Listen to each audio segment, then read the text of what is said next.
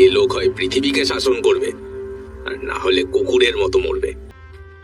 আজকে যে মুভিটা এক্সপ্লেন করতে যাচ্ছি সেটা হচ্ছে এই সময়ের তুমুল জনপ্রিয় একটা movie, Pushpa the ride. Pushpa নাম শুনে ফুল ভেবে নিয়েছিলি নাকি? আমি ফুল না রে, আগুন। এটা পৃথিবীতে জন্মায় এমন সোনা যার নাম লাল চন্দন।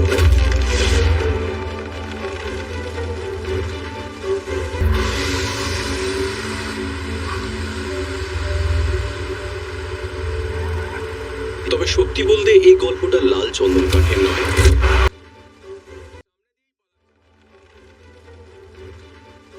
লাল চন্দনকে ঘিরে শুরু হলেও পুরো মুভিতে বিশাল এক সিন্ডিকেটের আধিপত্যকে মূলত দেখানো হয়েছে। ঘটনার শুরুতে দেখানো হয় 90-এর দশকে চন্দন কাঠ পাচারের একটি দৃশ্য। পুলিশ অফিসার পুষ্পার গাড়ি থামালে পুষ্পা বলে, সাহেব এত ঝামেলা করে কি লাভ, চলুন মামলাটা সেটেলমেন্ট করে ফেলি। কিন্তু কনস্টেবল কথা না শুনলে পুষ্পার কলার ধরলে শুরু হয় মারপিট। আর পুষ্পা একজনকে মারতে থাকে আর টাকার পরিমাণ প্রতিবারে 10,000 করে বাড়াতে থাকে। শেষে প্রত্যেককে 1 লাখ করে টাকা দেওয়ার কথা বললে পুলিশ তো যেন আকাশ থেকে পড়ল। আর পুষ্পা ভালো করেই জানতো পুলিশ হচ্ছে টাকার কাঙ্গাল। মুভির প্রতিটা দৃশ্যপট এমনভাবে সাজানো হয়েছে যে কোনোটা বাদ দিয়ে আসলে যাওয়ার কোনো অবকাশ নেই। 1 লাখ দিচ্ছি, আরে একটা মানুষের 1 লাখ।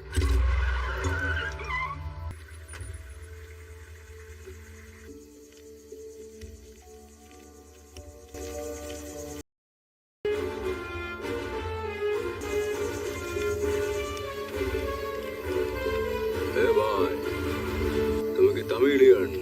তোমার নাম কি? পুষ্পা। এর পরের সিনে দেখানো হয় পুষ্পা এমন ভাবে বসে আছে যেন সেই মালিক। আর সে সময় সেই বিখ্যাত উক্তিটি করা হয়, এ লোক হয় পৃথিবীকে শাসন করবে, না হয় কুকুরের মতো মরবে।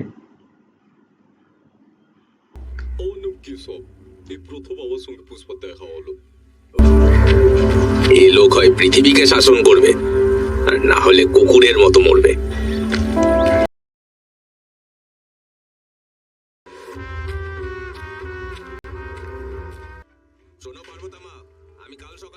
এর পরের সিনে পুষ্পার মাকে দেখানো হয়। পুষ্পার মা সংসার চালাতে গিয়ে অনেক টাকা ধার হয়ে যায়, আর মহাজন এসে সবার সামনে পুষ্পার মাকে অপমান করে। পুষ্পা এটা সহ্য করতে না পেরে পরের দিনেই সব ধার পরিশোধ করে দেয়। আর মহাজনকে বলে কাল যার যার সামনে তার মাকে অপমান করেছে আজ সবার বাড়ি বাড়ি গিয়ে বলতে যে পুষ্পা ধার পরিশোধ করেছে। কাল যে সব লোক ছিল তারা এখানে আছে নাকি? তাদের বাড়ি কে যাবে? তারা শোনো কুন্ডল নাইডু, পুষ্পা সব ঋণ শোধ করে দিয়েছে। শোধ করে দিয়েছে। না সুবলক্ষ্মী, মাটিয়ালা, আলী ভালু ওর পুরো ঋণ শোধ করে দিয়েছে। 100 টাকার কাজ, 1000 টাকার কাজ, 100 টাকার কাজ, 1000 টাকার কাজ, 1000 টাকার কাজ, তাড়াতাড়ি এসো, 1000 টাকার কাজ। এর পরের ঘটনা চলে লাল চন্দনকে ঘিরে। যে চন্দন পাওয়া যায় একমাত্র পুষ্পাদের এলাকায়, মানে অন্ধ্রপ্রদেশে। যে কাঠ ছিল অত্যন্ত দুর্লভ এবং মূল্যবান। পুষ্পারা বের হয় লাল চন্দন অপারেশনে, আর এদিকে পুলিশও কিভাবে জানি টের পেয়ে যায়।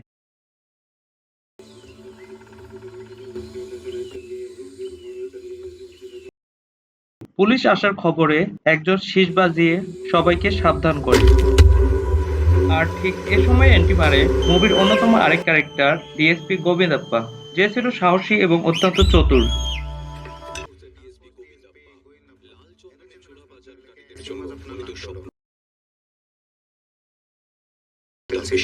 যদি কাউকে গাছ কাটতে হয় বা জঙ্গল থেকে মালপত্র তোমাদের, এটা একমাত্র তখনই কিন্তু কাজে আসবে। পুষ্পাদের দলে এত বেশি লোক দেখে পুলিশ সেসবে তেমন কিছু করতে পারে না। এরকম ভাবে কেউ ডিএসপি স্যারের সঙ্গে কথা বলে? আদব কায়দা জানা নেই।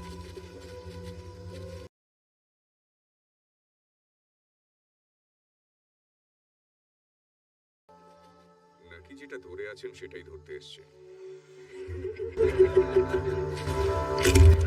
পুলিশ চলে গেলে আবার শুরু হয় অপারেশন চন্দন কাঠ। স্যার ওদের মুখের দিকে দেখুন, সবাই সবাইকে ডাকাতের মতো দেখতে। এখন চলুন।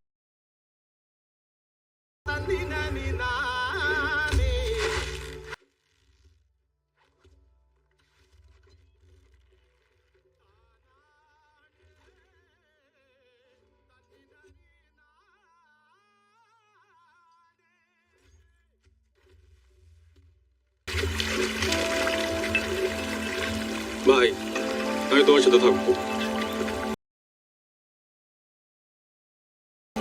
কি হলো? আমি তোমার সাথে থাকবো ভাই। আমার মনে হয় তোমার সঙ্গে থাকলে অনেক তাড়াতাড়ি ইনকাম করবো। শেষ পর্যন্ত পুষ্পা অম্বুলালের কথা মেনে নেয় এবং তাকে তার সাগরেদ বানিয়ে ফেলে। ও আবার আরেকটা কুলি রেখেছে। ও আজকে গাছের নিচে বসে থাকতে পারে। ও যদি সুযোগ পাবে না দেশ শাসন করবে। পুলিশ চলে যায় ঠিকই, কিন্তু একটু পর দল বেঁধে আবার হামলা করে বসে। শেষ পর্যন্ত পুষ্পার আর শেষ রক্ষা হলো না।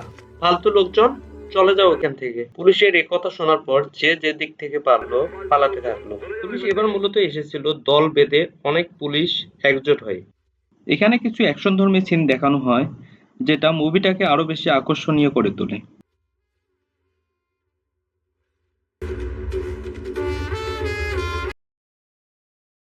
অবস্থা বেগতিক দেখে পুষ্পা বলে, চলুন সাহেব থানায় গিয়ে কথা বলি। এদিকে থানায় পুষ্পার উপর চলে অমানবিক নির্যাতন, কিন্তু লরির আর খোঁজ মেলে না। পুষ্পার উপর যতই মার পড়তে থাকে পুষ্পার হাসি তত বাড়তে থাকে। এখন পুলিশ কেসের জন্য পুষ্পার পদবি জানতে চাইলে পুষ্পা থেমে যায়, আর তখনই সিন চলে যায় পুষ্পার ছোটবেলায়। সব জায়গায় খোঁজা হয়েছে, কিন্তু লরিটাকে কোথাও খুঁজে পাওয়া যায়নি। এই তোমার নাম কি? আমাদের মামলা করতে হবে তো। পুষ্পা। পুরো নাম কি? বাবা নাম কি তোমার? पुष्पराजू পুষ্পারাজু। পদবী? मलेती মুল্লেটি। मलेती पुष्पराजू বাবার নাম?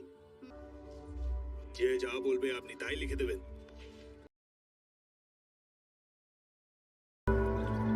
আর ছোটবেলার সিনে দেখানো হয় পুষ্পার বাবা ছোটবেলায় মারা গেলে তুই আমাদের তার পদবীর সৎ ভাই উত্তরাধিকারী না। পুষ্পা এবং তার মাকে স্বীকৃতি দিতে অস্বীকার করে, আর তখন থেকে পুষ্পা হয় পদবী ছাড়া।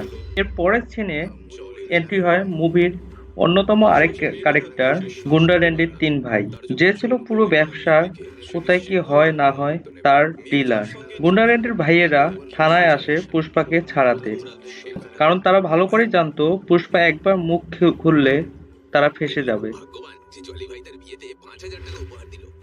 শুনেছি পুলিশ তোকে মারার পরও তুই আমাদের নাম বলিসনি।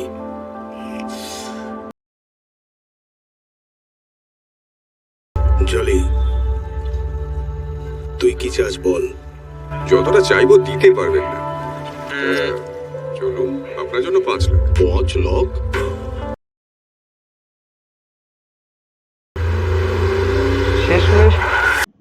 শেষে 5 লক্ষ টাকা ডিল ফাইনাল করার পর পুষ্পা জলি র্যান্ডির ভাইদের সহ চলে আসে লরি খোঁজার জন্য।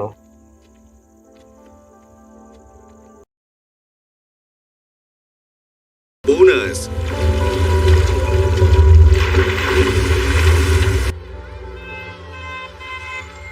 আরে কে হর্ন দিচ্ছে? তুমি কি মনে করে রাস্তার মালিক কি তোমার মা? জানলার কাছে নামাও।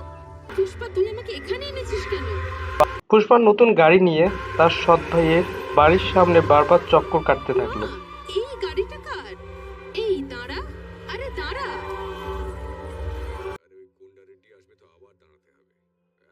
পরের সিন চলে যায় গুন্ডা র্যান্ডির কাছে। আমাদের পুষ্পা দাঁড়িয়ে থাকে।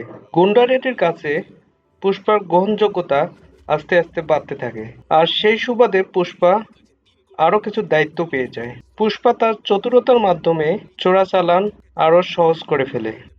আপনি জিজ্ঞাসা করেন আমি বলতে পারি। তুই আমাদের শেখাবি কিভাবে মাল পাচার করতে হয়। সবাই দেখো কে আমাদের বুদ্ধি দিতে এসছে এখানে। একটা সামান্য কুলি। তুই কি মনে করিস বল বল। আরে আচার ভাগ করছি নাকি যে সবার সামনে বলবো? এটা আইডিয়া ভাই, আপনাকেই তো বলবো না শুধু।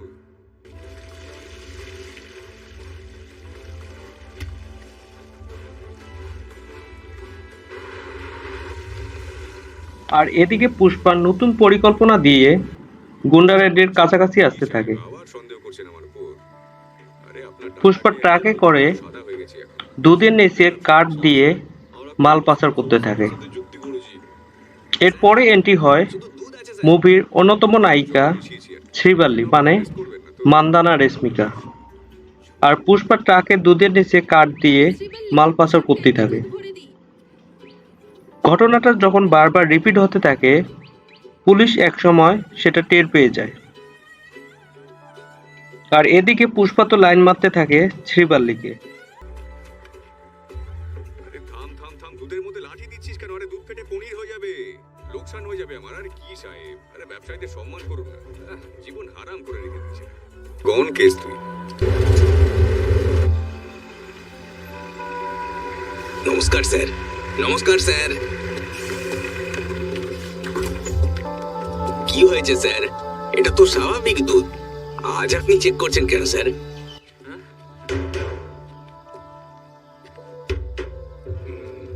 আরে এটা কি রে? আমি উপরে দুধের শব্দ আর নিচে কাঠের শব্দ শুনতে পাচ্ছি। কি আছে বলতো? মুভির এক্সপ্লেনেশন অনেক বড় হয়ে যাওয়ায় মুভিটাকে ছোট ছোট পার্টে বিভক্ত করা হলো এবং পরের পার্টের লিংক ভিডিও কমেন্টে অথবা ডিসক্রিপশনে পেয়ে যাবেন।